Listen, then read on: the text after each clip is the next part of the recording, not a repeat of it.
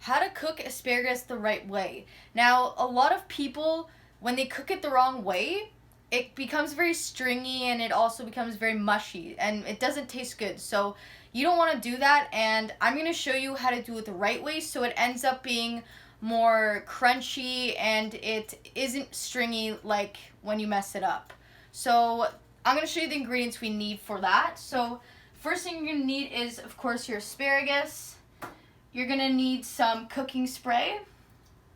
You're going to need some sea salt for more flavor. And then this is a trick that I use. You're going to need a little bit of water too.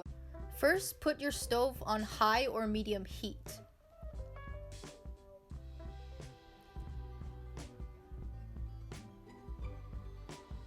Then spray your pan with some cooking spray. Then drop your asparagus in. You know when the pan is hot enough when you hear sizzling noise. Then you're going to shake the pan so the oil coats all the asparagus.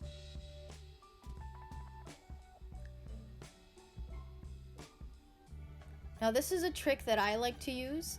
What I'm going to do is pour a little bit of water on the asparagus so that it doesn't dry out. You don't want to put too much because then when it soaks up the water, it becomes very soggy and stringy. Then you're going to let it sit so that the water soaks up in the asparagus. I like to add some salt just for a bit of added flavor.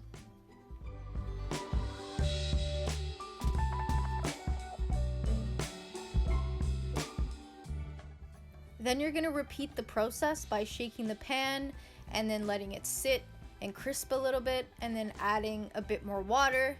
And I like to repeat this process 2 or 3 times before I think it's finished.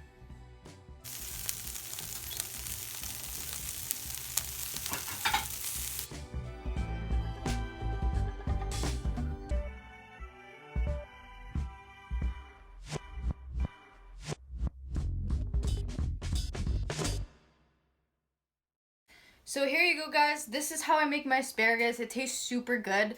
How you know it's ready is when it's a little bit crispy in some areas of the asparagus. As you can see here, like there's a little bit of a crisp there, and it's more glazed.